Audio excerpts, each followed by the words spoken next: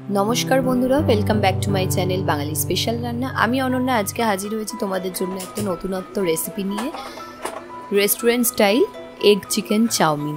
তো দেখো আমি কিভাবে বানাই। এখানে একটা কড়াই গরম করে নিয়ে প্রথমে কিন্তু জল দিয়ে দিয়েছিলাম, তার মধ্যে দিয়ে দিয়েছি সাদা তেল, দিয়ে এর চাউমিন যে নিয়েছি আমি কিন্তু নর্মাল দোকানের যে প্যাকেট চাউমিন সেই চাউমিনই ইউজ করেছি।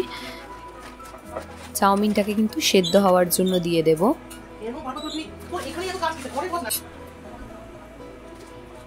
সাদা তেলটা এর মধ্যে দিলে কি হয়, চাউমিনগুলো একটার সঙ্গে একটা লেগে যায় না। যেহেতু ময়দা চাউমিনটা লেগে যাওয়ার চান্সেসটা বেশি থাকে, ওই জন্য আমি কিন্তু আগে একটু সাদা তেল দিয়ে দিয়েছি। এর ফলে কিন্তু চাউমিনটা লাগবে না। আর এখানে একটা কথা বলে রাখি, তোমরা কিন্তু প্রথমে অনেকেই জলের মধ্যে নুন দিয়ে ফেলে। নুনটা দিলে চাউমিনটা না খুব বেশি মজে যায় আর নরম ভাবটা বেশি চলে আসে, তাই খেতে কিন্তু একদমই ভালো হয় না, সেই ঝুরঝুরে ব্যাপারটা থাকে না। সেই জন্য কিন্তু আমি এখানে দেখো নুন দিইনি, আমি সাদা তেল দিয়ে চাউমিনটাকে জলের মধ্যে ভালো করে সেদ্ধ করে নেব। এটা রইল তোমাদের জন্য ছোট্ট একটা টিপস। তো দেখো চাউমিনটা আমার কিন্তু সেদ্ধ করে নেওয়া হয়ে গেছে। এবারে আমি এখানে একটা প্লেটের মধ্যে চিকেন ছোট ছোট পিস করে কেটে নিয়েছি। এরপরে দিয়ে দিচ্ছি 1 চামচ ডার্ক সয়া সস, তারপরে দেব পরিমাণ মতো নুন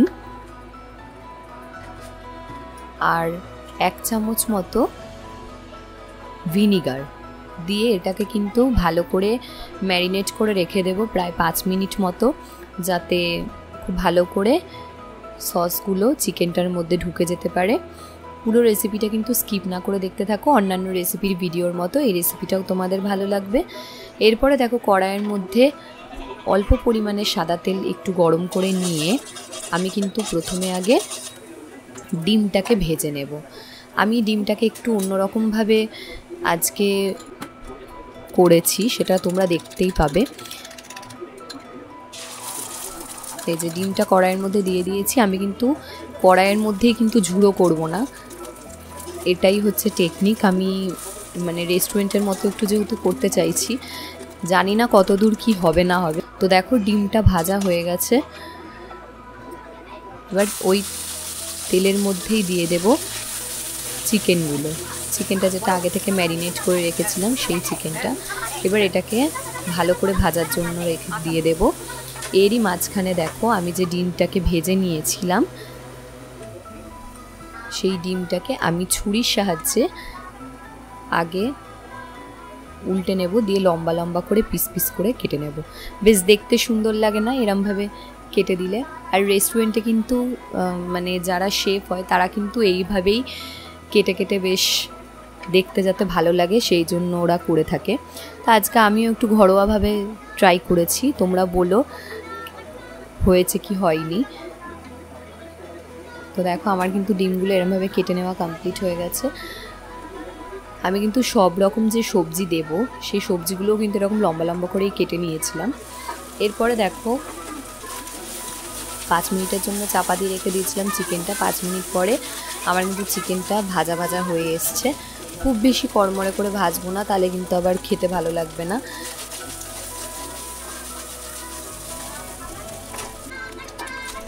এবারে প্লেটের মধ্যে ভেজে নেওয়া চিকেনগুলো কিন্তু তুলে নেব। যেহেতু ভিনিগার দেওয়া আছে সেই জন্য চিকেনটা এমনিই নরম থাকবে। এরপরে দেখো আবারও কড়াইয়ের মধ্যে পরিমাণ মতো সাদা তেল দিয়ে নিয়েছি। তেলটা গরম হয়ে এলে ওর মধ্যে দিয়ে দেব আগে থেকে কুচিয়ে রাখা রসুন আর কাঁচা লঙ্কা। হ্যাঁ, রেস্টুরেন্টে কিন্তু আমি দেখেছি ওরা রসুন আর কাঁচা লঙ্কা কুচোনোটা ইউজ করে একটা ফ্লেভারের জন্য, তাই আমিও দিয়েছি। এরপরে দেখো আমি এই সব সবজিগুলো কেটে নিয়েছিলাম। এরপরে আমি কিন্তু তেলের মধ্যে কুচোনো পেঁয়াজ দিয়ে দিয়েছি। যেই সবজিগুলো একটু আগে ভাজতে হবে সেটাই কিন্তু আগে আমি দিয়েছি, তারপরে কিন্তু আমি বাদবাকি সবজিগুলো অ্যাড করেছি। এরপরে দেখো দিয়ে দিচ্ছি গাজরগুলো আমি এরকম লম্বা লম্বা করে কেটে নিয়েছিলাম। এবার এটাকে কিন্তু একটু কম আঁচে আমি হতে দেব, যাতে গাজরটা ভালোভাবে সেদ্ধ হয়ে যায়। গাজরটা দেখো হালকা করে ভেজে নেওয়া হয়ে গেছে। এরপরে কিন্তু আমি অ্যাড করব বাদবাকি সবজিগুলো।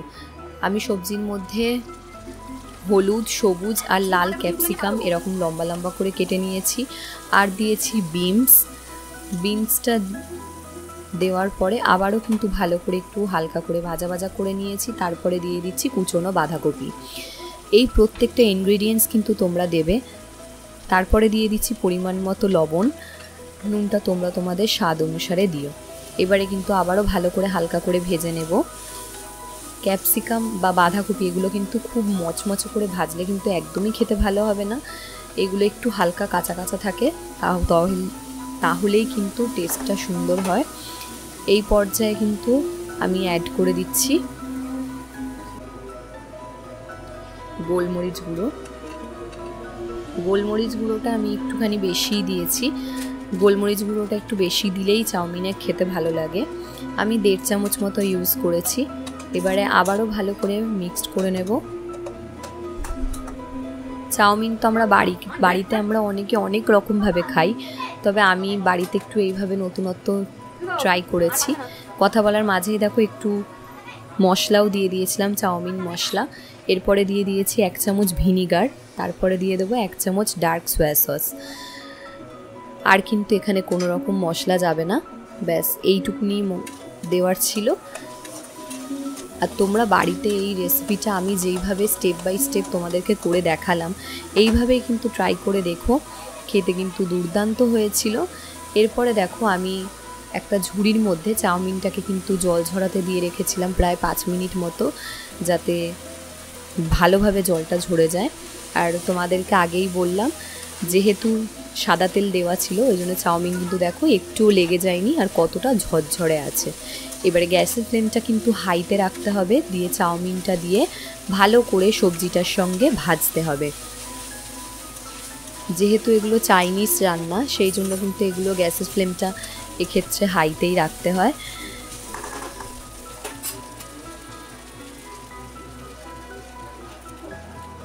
এরপরে দেখো দিয়ে দেব পরিমাণ মতো নুন। আবারও যেহেতু আমি সবজিটার মধ্যে নুনের পরিমাণটা একটু কম রেখেছিলাম, কারণ চাউমিনের মধ্যে দেব বলে আলাদা করে।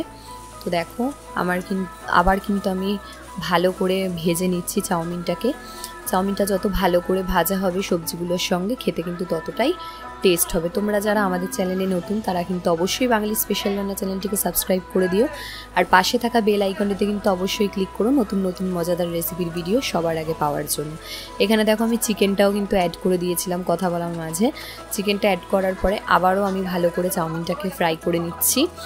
প্রত্যেকটা স্টেপ কিন্তু দেখো আমি একটা একটা করে দিয়ে ফ্রাই করছি। এরপরে দিয়ে দেব আগে থেকে কুচিয়ে রাখা ডিমটা। দেওয়ার পরে আবারও ভালো করে চাউমিনটাকে মিক্সড করে নেব। আমাদের কিন্তু আর কোনো কিছু ইনগ্রিডিয়েন্টস দেওয়া বাকি নেই, সবই দেওয়া হয়ে গেছে আর আমাদের কিন্তু চাউমিনও রেডি হয়ে গেছে। তোমরা অবশ্যই বাড়িতে ট্রাই করে বলো যে কেমন হয়েছে, আর কমেন্ট করতে ভুলো না। তোমাদের কমেন্ট আমাদের চ্যানেলের জন্য খুবই জরুরি একটা জিনিস।